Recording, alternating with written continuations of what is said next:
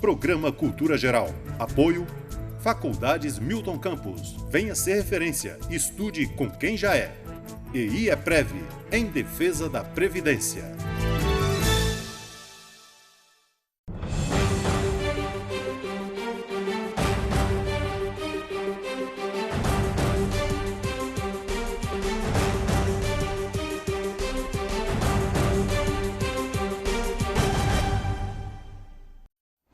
Muito boa tarde, começando agora mais um programa Cultura Geral, hoje ao vivo e com um assunto extremamente pertinente para a sociedade brasileira, né? Um assunto que nos assola, que nos preocupa, que é essa coisa da droga, do uso, do tráfico, das mortes, né? De tudo que circula em volta desse contexto, né? Que são as drogas lícitas e ilícitas também, né? E hoje, depois de a gente conseguir casar todas as agendas, eu consegui trazer o Rogério lá da Família de Caná, que é uma instituição conduzida pelo Padre Oswaldo desde 1971, quando ele começou esse trabalho orientando os casais e trabalhando com as famílias. E ao longo do tempo ele veio se desenvolvendo, esse trabalho veio se desenvolvendo, e ele viu em 79, me parece, que as famílias precisavam já de algum auxílio relacionado aos dependentes químicos que ali se encontravam no seio familiar. Bom, partindo desse princípio, ele começou também a ajudar as pessoas, as famílias, com os dependentes químicos, e tudo que ele teve de herança e tal, até onde eu sei, ele doou para esse projeto maravilhoso que é chamado Família de Caná. E eu chamo com muito carinho de Recanto de Caná, que é uma fazenda também, o polo principal ali é no Padre Eustáquio, na rua Henrique Corsex, atrás da Fraternidade Monglacos. Quem passa pela Via Expressa ali consegue ver. E a fazenda é divisa ali de Belo Horizonte com Ribeirão das Neves. Um trabalho super maravilhoso, super dedicado. Eu nunca vi, sinceramente, gente, eu nunca vi uma dedicação tão grande dentro de um projeto tão bacana como esse do Padre Oswaldo. Relacionado à droga, primeira vez assim, eu conheci em 96 ou 97 e nunca mais esqueci daquela figura marcante que é o Padre Oswaldo, Geraldo Magno, o Zildo, que estava lá, não sei se ele está lá até hoje. Tem tanta gente bacana lá que a gente não consegue nem nominar todos aqui, mas tem aquelas pessoas que acabam marcando a gente porque ficam mais próximos ali, fora os voluntários que lá estão, né? Sejam todos bem-vindos a essa sala de bate-papo, é um prazer recebê-los todos aqui para a gente poder bater esse papo super, super importante, e tão importante é que a gente dedicou a pauta de segunda-feira só para isso, tá certo? Estamos recebendo também meu amigo Matheus Cifani, seja muito bem-vindo, é um prazer te receber, e minha amiga Cristiane Nunes também, que é muito importante ter aqui uma psicóloga também para tratar desses assuntos, que não é brincadeira, né? A situação originária está aí, premente nessa coisa, né, Cristiane? Verdade, é um grande desafio, né? Uma clínica ainda muito complexa, e a gente está aqui para aprender e pensar e refletir sobre o assunto, né? Eu acho que nós temos aqui profissionais, nós temos pessoas que passaram pela experiência, que pode muito contribuir também para a melhoria, né, e a prevenção ao uso e a promoção de políticas públicas fortalecidas nesse sentido. Rogério, prazerão te receber aqui. Prazer, né? meu. O carinho que eu tenho pela instituição Família de Caná é uma coisa assim imensurável. Seja muito bem-vindo. Eu fico emocionado porque eu gosto muito do Padre Oswaldo, do Geraldo Magno. Eu sei da luta diária que é para manter aquilo de pé. Seja muito bem-vindo. Isso é verdade. Muito obrigado. Cifani, é muito importante a gente colocar esse contraponto também da legalização, né? Quem é a favor, quem é contra, para a gente poder debater esse assunto e ver se a gente consegue chegar a ideia não é esgotar o debate, mas sim deixar uma mensagem bem positiva para as pessoas que estão do lado de lá, entender que realmente a gente precisa pensar na droga como um elemento que está presente na nossa sociedade. Claro, sem dúvidas. Eu acho que descriminalizar, legalizar, regulamentar, são situações que devem ser discutidas, devem ser abordadas por tudo que está acontecendo na nossa sociedade, o nosso caos, os nossos 60 mil mortes e a nossa ineficiência do Estado em poder resolver esse conflito. Né? Bom, gente, para ilustrar esse programa, eu separei alguns vídeos e eu vou passar esse primeiro vídeo para a gente só ilustrar e ver como é que se evolui aí esse contexto da droga na vida da pessoa. Vamos lá? Vamos assistir comigo.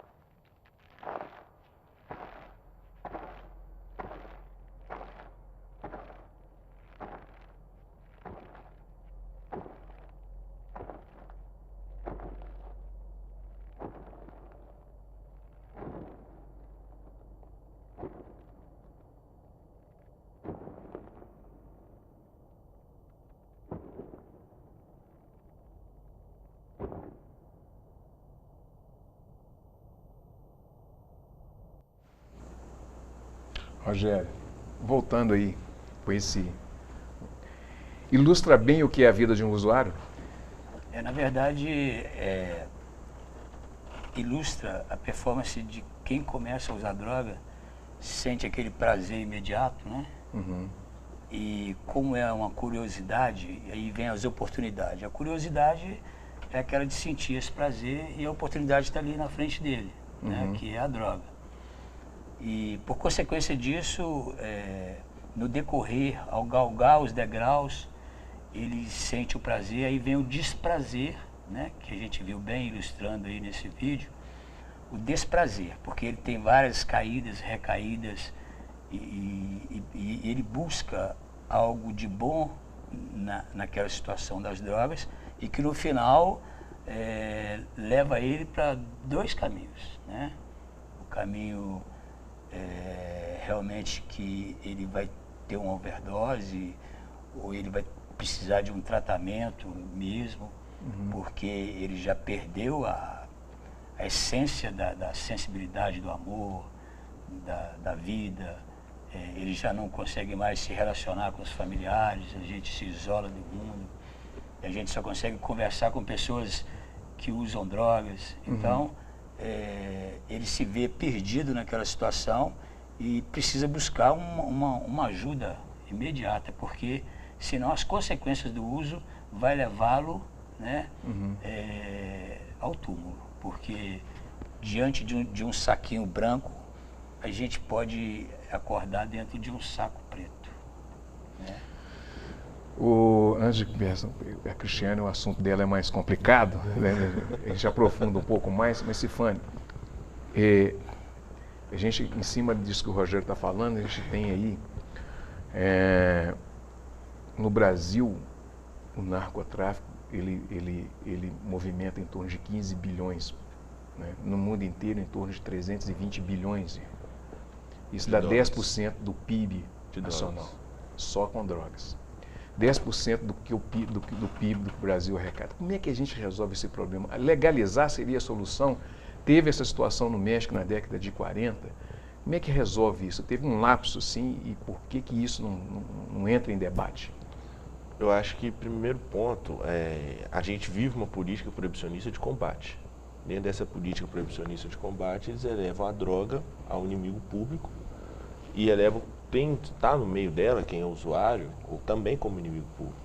Então, a partir daí, o Estado ele resolve os seus problemas com drogas, com armas, com fuzil, entrando normalmente aglomerados, né, com blindados e tudo mais, e isso causa 60 mil mortes por ano. O Brasil é um país que mais mata pessoas no mundo, onde a polícia mais mata e onde a polícia também mais morre, porque a polícia também é vítima dessa situação. A polícia, colocam policiais numa guerra. E eles não deveriam ser contratados pelo Estado para estarem em uma guerra. E a partir daí, o nosso Estado ele não consegue chegar próximo do usuário. Há uma dificuldade muito grande de políticas públicas adequadas para o tratamento de usuários. E como a gente tem diversos outros países, exemplos de outros países, no Brasil, o Estado ele não consegue resolver o problema do usuário, não consegue tirar o usuário do mundo do crime. E essa política ainda leva a um encarceramento em massa. E nesse encarceramento em massa surgiu o Comando Vermelho, surgiu o primeiro comando da capital e surgiu todas as facções criminosas, porque vocês pegam criminosos, o Estado pega, colocam num lugar onde eles não podem sair, onde eles não têm liberdade, não têm garantias humanas fundamentais, não tem nada, eles estão no pior lugar do mundo e colocam todos juntos. E a partir daí vai surgir as facções criminosas e que elevaram ainda mais a criminalidade do Brasil e que hoje importam droga de outros países, hoje tem complexas redes de distribuição de drogas, hoje levam droga para a Europa, que o Brasil hoje é talvez a maior ponte de drogas para a Europa no mundo. Movimenta bilhões e bilhões e bilhões. E do outro lado nós temos nossos políticos que simplesmente culpam as drogas, porque é muito simples, eu acho muito fácil para um político virar e falar, olha, tem uma cracolândia ali, mas a culpa é do crack. É muito fácil para um político falar isso, não tem como resolver. Aí vem um prefeito de São Paulo, João Dória, vai lá, joga água nos usuários e bate, prende e derruba um prédio com gente dentro. E está tudo normal, porque eles não são vistos como pessoas. Essa política proibicionista de combate retirou isso, esse direito delas. Né? Você não vê um usuário como pessoa, você vê como um usuário, como um drogado, como um vagabundo. E a partir daí, fica muito fácil para o político, né? Porque sempre onde tem uma cracolândia, você vai ter ausência de educação, você tem ausência de saúde. Você tinha pessoas que estavam numa situação de rua anterior ao crack, muitas vezes, e que não foram atendidas, não foram acolhidas pelo Estado. Você tem, às vezes, problemas com pessoas com problemas mentais, seja uma depressão, seja uma esquizofrenia. Você tem uma série de problemas sociais ali. Mas para o político é muito fácil, você culpar o crack e jogar água e derrubar um prédio. Então a gente tem uma situação muito complexa em relação às drogas, a gente tem uma política que a gente começou no Brasil com a implementação do Código Penal de 1890 e que tornou esse arco proibicionista a partir da Convenção de 1911 da ONU, a Convenção do Ópio, e que virou uma política de proibicionista de combate a partir da década de 60. E nessa política é muito claro, se você olha os dados, que as mortes aumentam, os números de usuários aumentam. Hoje a gente tem quase 1% da população adulta do Brasil usando cocaína. Hoje nós temos uma quantidade enorme de usuários de maconha, passando de milhões de pessoas. O acesso hoje é cada vez mais fácil e a violência em volta disso é cada vez maior. E dentro dessa mesma política que é empregada há 60 anos. Então, a partir do momento que nós empregamos uma política pública por 60 anos, 50 anos, uma política para extirpar as drogas, em vez de extirpar, elas ficam mais fáceis, ficam mais livres, ficam mais baratas, aumenta a distribuição e aumenta o número de mortes, eu acho que é um momento da gente sentar e conversar, olha, essa política não deu certo, então nós vamos precisar de uma outra medida para solucionar esse conflito. Uhum. Cristiane. Sim. Nós tivemos em março nós tivemos um debate aqui falando da qualidade do ser humano. Uhum. Né? O ser humano não é uma coisa que você tem e eu não tenho. Né? A qualidade de ser humano, ela é te dada. Você também, às vezes, tem que conquistar essa qualidade de ser humano. E dentro desse contexto, eu quero trazer o usuário, o da Cracolândia, aquele que está em situação de rua, aquelas pessoas que estão excluídas do processo de fato de inclusão social, de distribuição de renda, de dignidade da pessoa humana. Como é que a gente consegue tratar isso? Eu sei que é da saúde mental e também está envolvida também nesse processo todo, que é trabalhar a questão psíquica dessas pessoas que não têm uma saída, que não vê uma luz no fim do túnel, porque, como diz o Rogério aqui nos bastidores, antes da gente começar, tem a questão genética também, não é simplesmente encarar como um vício, simplesmente é uma doença e já está codificada e tudo direitinho. E como é que a gente trabalha isso? Porque ainda tem a questão do desejo ainda, né? Ainda tem a questão do prazer, do desejo, né? E como é que a gente trabalha tudo isso, Cris? Então, relacionando com essa questão do uso da droga, né? O que é o significado da droga para o usuário, né?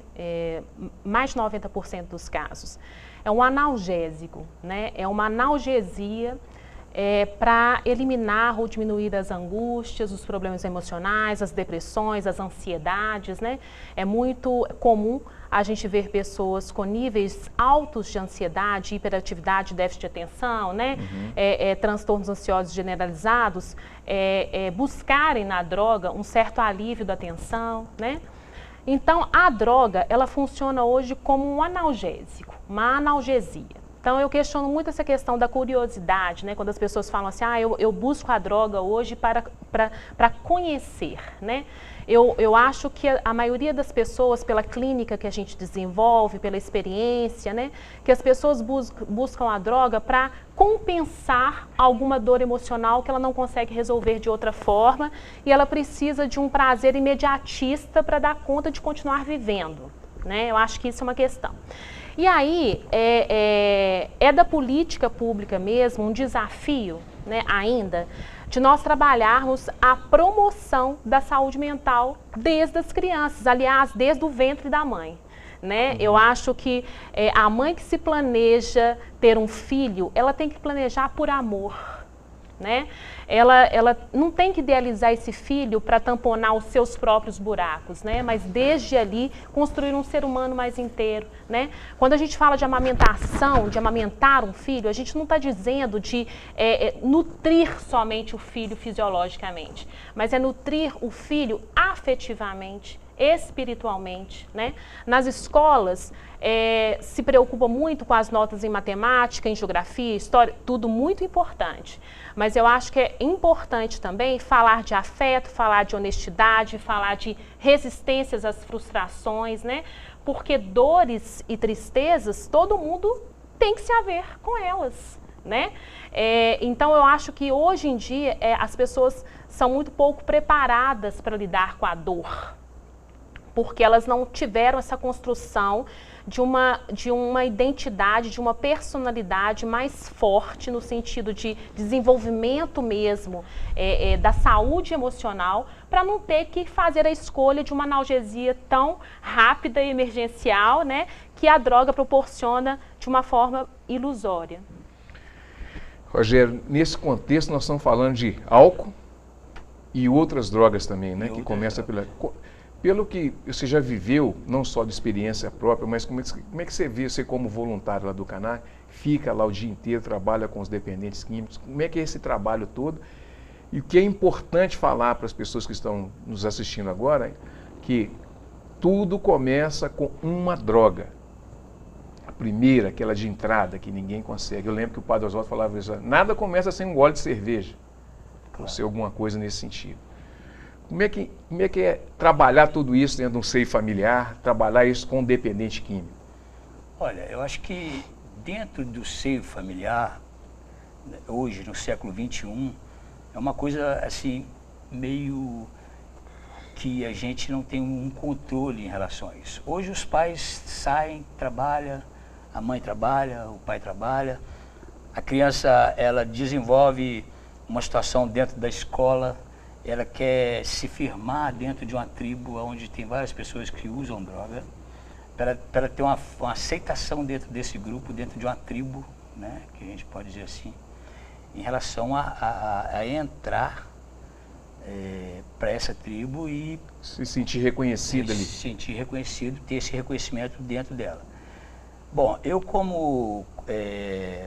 eu ministro curso de prevenção de recaída, já para pessoas que estão internadas, né, são residentes da fazenda, e eu vejo que mesmo com prevenção de recaída, algumas pessoas ainda voltam para a fazenda, né, porque ela não vai para lá naquela vontade própria, ela vai porque a mãe quer, porque o pai quer, porque a mãe negocia, né, eu vou te dar uma moto para você ficar lá, aí ele fica lá 9 meses, sai na primeira semana, ele fuma a moto dele.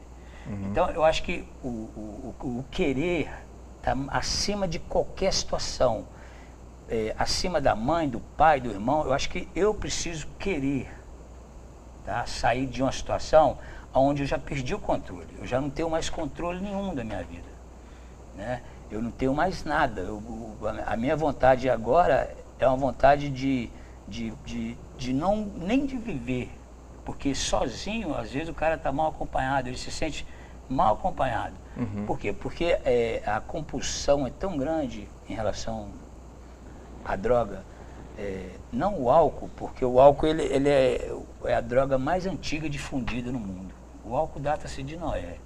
Então ele veio primeiro de qualquer outras drogas e ele é uma porta que se abre para as outras drogas. Igual a gente está falando, que uma coisa leva a outra. Ele é um leque, né? Ele é o rabo do pavão, né? Aí você começa com drogas lícitas, né? Cigarro, álcool, daqui a pouco você está na maconha, e aí já não satisfaz mais, aí você passa para o pó, aí daqui a pouco assusta, já está com drogas sintéticas, e a hora que você se vê, você está no crack e aí vai para o fundo do poço.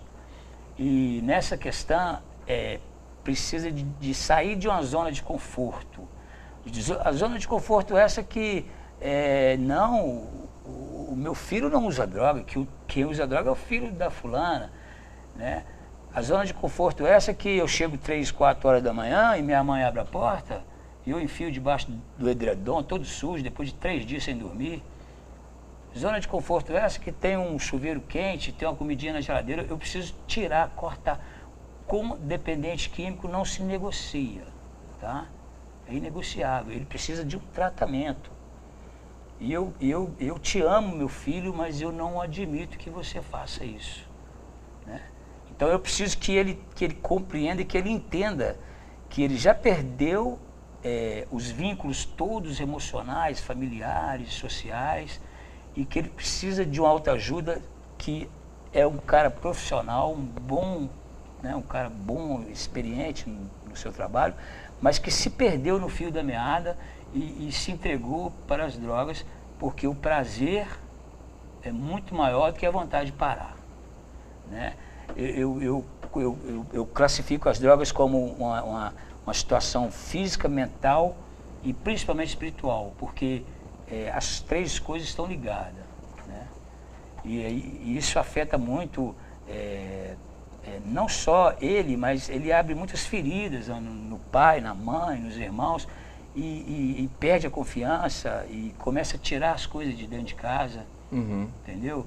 Isso é fato, porque já perde o emprego, já não tem mais aquela vontade de levantar para ir trabalhar, perde os vínculos assim de trabalho, de profissão, sabe?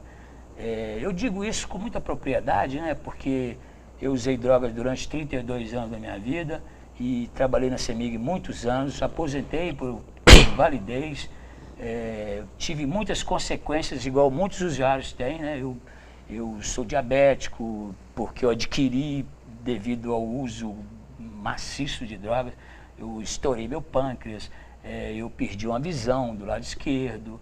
Então o usuário ele está no olho do furacão e que ao entorno dele ele fica levando todo mundo nessa situação. Então é muito difícil o cara ter um tratamento sem que ele queira parar. Eu não posso querer para ele, né? É igual os 12 passos que a gente dá também de Alcoólicos Anônimos, são coisas que... o amor exigente? Amor exigente, isso aí já é mais no grupo de autoajuda lá na Henrique Goissex. Eu trabalho também com o grupo Segmento, né? E quem sai da fazenda, tá? E que fica lá 9 meses, vem aqui para fora, porque lá dentro é fácil, lá não tem droga, lá é uma área protegida. Aqui fora, para quem é usuário de droga, é uma área de risco. E é uma situação que ela não tem cura. Você não chega na farmácia e procura um remédio para parar de fumar crack. Não existe. Entendeu? O que existe é a sua força de vontade, a sua perseverança. E você precisa buscar algo que você acredite nisso, seja qual for o seu ser, seu poder superior, em relação à sua espiritualidade. Porque eu preciso me apoiar em alguma coisa para mim ficar 15 anos longe das drogas. E é um dia após o outro. Amanhã para mim é hoje. Eu digo assim porque eu não sabia falar não. Hoje eu falo não com maior assim, firmeza. Eu falo não, e eu não sabia, eu só falava sim. Então, tirar o seu filho da zona de conforto. Ah, mas o traficante vai matar, não sei o quê. Às vezes ele chega em casa te extorquindo, pedindo uma quantia que tem que pagar o traficante. A gente não sabe se é verdade ou se é mentira, porque quando a doença se instala, o que a gente mais faz é manipular, mentir, e às vezes a gente acredita na nossa própria mentira, né, de tão violento que é a situação. Eu consegui paralisar com a minha doença, eu, Rogério da Cruz, na fazenda Recanto de Caná. Eu fiquei lá 2 anos internado e foi ali que eu busquei algo de melhor na minha vida, para mim fazer uma nova história na minha vida, para mim buscar novos horizontes, porque aquilo que me trouxe tanta angústia, tanta derrota, né, igual a doutora disse, em relação a perdas emocionais e também familiares, a gente se afasta, quer dizer, aí você volta de novo a ser você tem o prazer de voltar para a rua e as pessoas começarem aos poucos, tá? Voltar aquela confiança, porque não é do dia para a noite, né? Você usa droga há 20 anos e você quer uma confiança da noite para o dia, a gente não consegue isso, tá? Mas aos poucos você vai conseguindo, quer dizer, então a porcentagem de recaídas é grande, porque faz parte do processo, a recaída, faz parte do processo.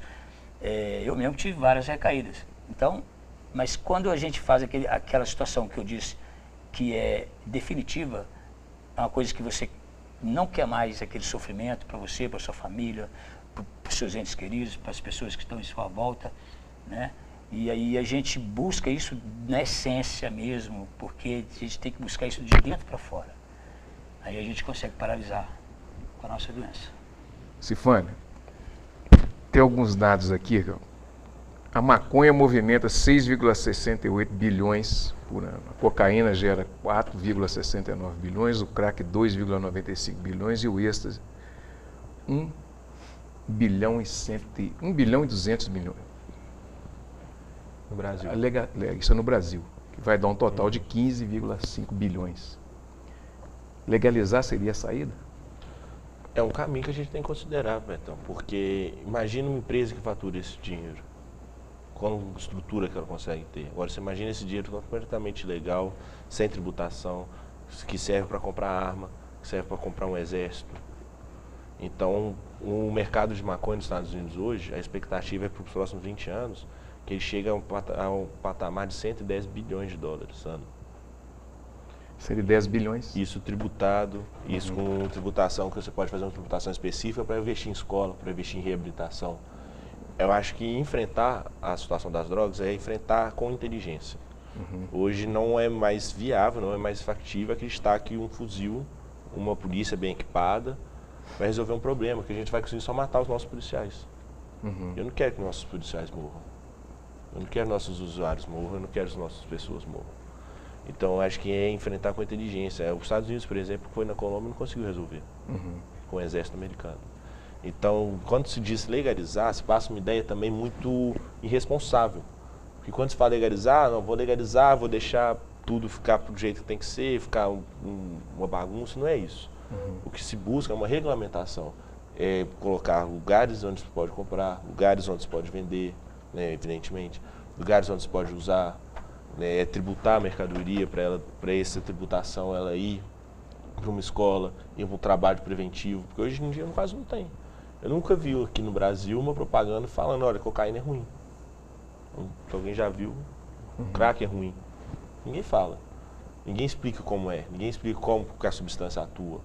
Quais são os efeitos primários, né, no momento do uso e quais são os efeitos secundários, o que ela pode levar. Uma política pública precisa ter isso, precisa dar informação para as pessoas. Precisa falar para as pessoas, olha, vai acontecer isso, isso e isso. A substância causa isso, isso e isso. Isso não tem no Brasil. E essas políticas públicas são fundamentais e elas devem vir junto com a regulamentação. Né? Muito provavelmente, talvez uma caneta do STF não vai resolver essa situação. Porque ela vai ser só uma caneta e não vai estar em volta das outras várias medidas públicas que devem ser tidas pelo Estado. Beleza, deixa eu fazer um intervalinho, daqui a pouquinho a gente volta, eu já volto e coloco a Cristiane também, que ela tem um contraponto legal para poder fazer. Um minutinho a gente está de volta.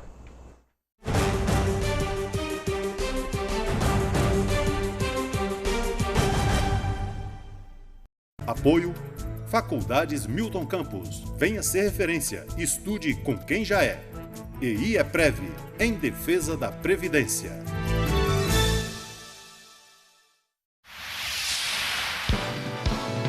Canal Cidadão, Nova Lima e você. A Prefeitura e o Detran realizam uma força-tarefa para a identificação dos veículos que se encontram no pátio de apreensão. Esse trabalho em conjunto, né, é feito por um grupo de trabalho formado por policiais civis, guardas municipais, vigias, servidores da Secretaria de Obra, e ele visa a extinção completa desse pátio de veículos que há décadas funciona, né, trazendo problemas para o município, e nós haveremos ao final, chegar ao mapeamento completo de todas as informações, propiciando ao Detran Minas Gerais fazer a destinação dos veículos, seja alocando em novos pátios ou através de leilão. O pátio de apreensão de veículos se encontra desativado desde 2016. Até que o fechamento completo seja efetivado, a Prefeitura mantém vigias e guardas civis municipais monitorando o local, além do sistema eletrônico de vigilância. Nosso trabalho aqui consta de um levantamento de todas as motos apreendidas, assim como os veículos e as sucatas que se encontram aqui, por meio de levantamento de chassis e também por meio fotográfico. Apesar de estar fechado desde 2016, o pátio de apreensão é vistoriado a cada 15 dias pela equipe de ponto estratégico da equipe de vigilância e saúde. É usado larvicida, recolhidas larvas, levada para análise e, quando positiva, é feita a detetização no local. Saiba mais sobre as ações da Prefeitura em nosso site www.novalima.mg.gov.br, nas redes sociais Prefeitura de Nova Lima Oficial e no jornal A Cidade.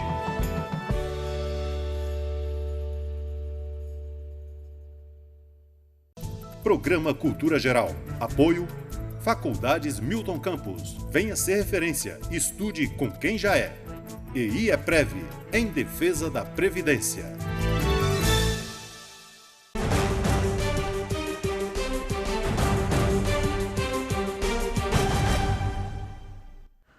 Bom, já vou rolar a bola direta aqui para a doutora Cristiane. Cristiane, você tem uma posição contrária à posição do Matheus Cifani, que estava aqui até agora mesmo, né? Dá pra gente uma luz, assim, que eu acho que a gente floreia bem o debate, né? Na verdade, talvez eu esteja contrária nesse momento atual, né? Da mesma forma que ele faz uma crítica à política pública de prevenção e promoção ao uso de drogas, né? Por reconhecer que hoje nós não temos, de fato, políticas públicas fortalecidas em relação à promoção e prevenção, eu vou fazer uma comparação bem genuína, só para as pessoas entenderem, né? Se você pega um menino de 12 anos e você dê a ele R$10 para comprar lanche na escola, ele vai saber fazer bem uso desses R$10, talvez ele consiga fazer. Se você der a ele R$1.000 para um menino de 12 anos, ele vai se perder, ele vai querer comprar um monte de outras coisas e talvez ele não vai saber lidar bem com esse dinheiro. Da mesma forma que se você pedir para ele comprar um refrigerante no BH Shopping, ele vai ter que ir à rodoviária, pegar um ônibus, ter que transitar, chegar lá no BH Shopping, atravessar uma avenida, prestar atenção no trânsito. E da mesma forma, se você comparar, se você der a ele R$10 e ele vai comprar um refrigerante na esquina. O que eu estou dizendo, né? Na verdade, hoje eu percebo que as pessoas, elas estão muito adoecidas emocionalmente, né? Para lidar de uma forma responsável com esse uso legalizado da droga, né? As pessoas ainda estão muito na questão da analgesia, dos prazeres imediatos, né? A droga se mata muito, mais do que na guerra do Vietnã, né? E não é só a questão de morrer ou de viver, e a qualidade, a funcionalidade dessas pessoas no dia a dia, no trabalho, com a família, né?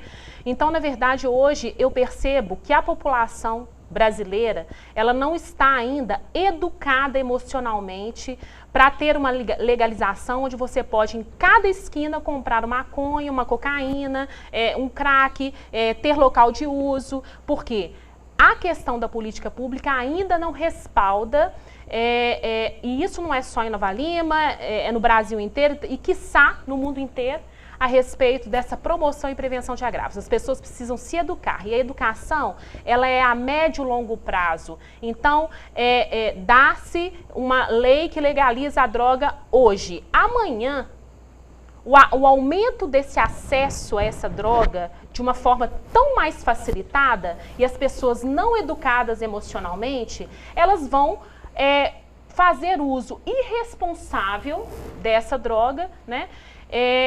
Se adoecendo mais, e a política pública não vai dar conta de respaldar essas pessoas dentro da sua saúde, dentro da sua funcionalidade, né? Dentro da sua própria vida. Não estou dizendo que a médio e longo prazo, se houvesse, né, um trabalho nas políticas públicas desde já, né, que ainda é um desafio muito grande de promoção, de educação, de entender esse significado da droga, né? Das pessoas entenderem que existem outras formas de viver e de buscar o prazer, né? No esporte, no amor, na cultura, na arte, né? Que eu posso amenizar as minhas dores de outras formas. Se isso não estiver em acesso, qual será a única escolha? A droga. É rápido, fácil, tá no bar da esquina, e eu vou fazer isso da forma mais tranquila possível, e não vou ter o respaldo. Então, eu acho que hoje no Brasil, eu não percebo essa como a solução. Nós vamos responsabilizar uma sociedade ainda irresponsável em relação à sua saúde emocional, infelizmente. Doutor Eduardo. Prazer, Betão, estar aqui. Seja bem-vindo aqui ao programa. Você veio falar da lei antidrogas. Quais são os pontos fundamentais da lei antidrogas que você imagina que poderia ser... A gente não está aqui para dar receita de bolo, nem solução de nada. A gente está aqui para debater um problema que é um problema social, né? Eu vou falar, relacionando mais à minha área, que é o fato de ser advogado. A lei que antecedeu, a lei de drogas hoje, 11.343, a lei que antecedeu é de 76. Então a gente teve um interstício temporal muito grande para essa lei evoluir. Então as coisas mostram que as coisas realmente são devagar. Porque a questão da droga envolve muito mais do que, de fato, aquele produto final que chegou até aquele ser humano. Ela envolve um sistema, como muito bem falou o Matheus, que me antecedeu. É o sistema que fez com que aquela droga chegasse ao usuário. Bom, aí o Poder Judiciário, assim como a polícia, como os políticos, tem que dar uma resposta para a sociedade. O que você faz? Criminaliza. Bom, aí criminalizou na Lei 6.378, lá de 76, e tudo era crime. Aquele que era olheiro, aquele que era usuário, aquele que era o financiador e aquele que de fato era traficante. Então, todo mundo era traficante. Percebeu-se que tinha um erro naquilo. O que você fez? Você criou uma nova lei, a 11.343, e aí você começou a estratificar. Vou o termo importante, para ficar claro, a importância de cada um nesse sistema. Então, a lei tem hoje o artigo 33, que são os traficantes, e lá são 18 verbos que elencam quando ser classificado como traficante. Produzir, portar, ter para si, passar por 18 verbos. Depois tem o artigo 37, por exemplo, que é o olheiro. Né? E aí ela vai caminhando mais e ela chega num artigo, que é o 38, que mostra que tem aquele que é o usuário, o 28, que é aquele que é o usuário. Então, o usuário de droga, ele teve a sua pena, ele teve o seu crime despenalizado. Esse pode ter sido um ganho da lei antidroga, hoje atual, 11.343. Mas qual é o problema disso? A sociedade e o Poder Judiciário, no afã de dar uma resposta para a sociedade, a lei traz, no parágrafo 4º do artigo 44, uma situação que chama de tráfico privilegiado.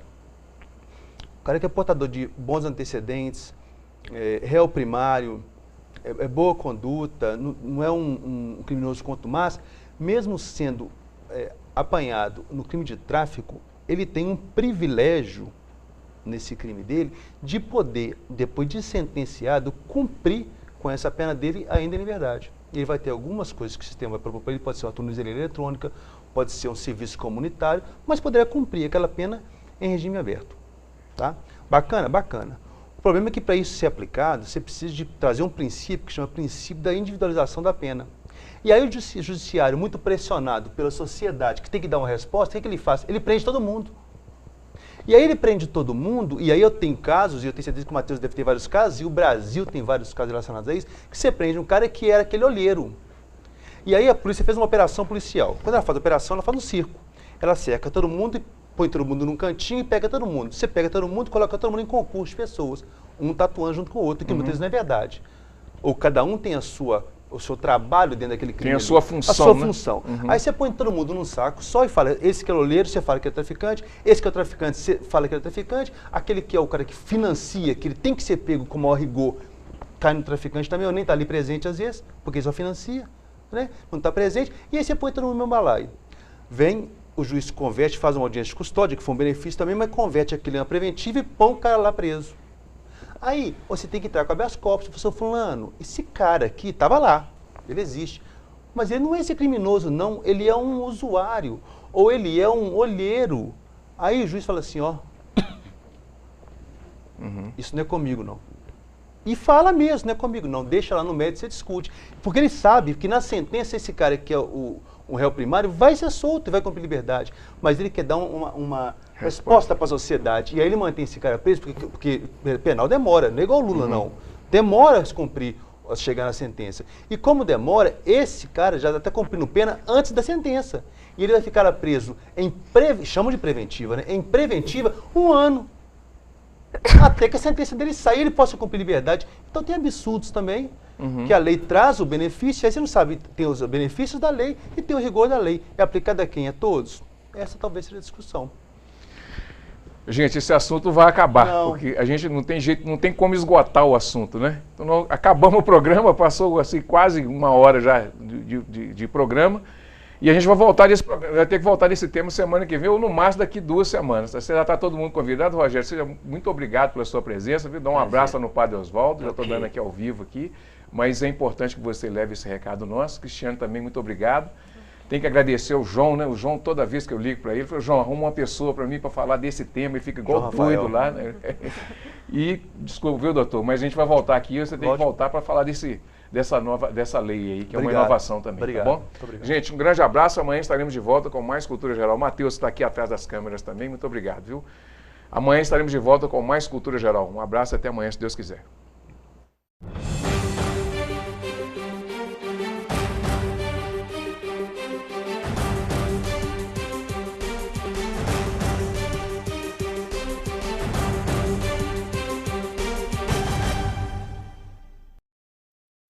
Programa Cultura Geral.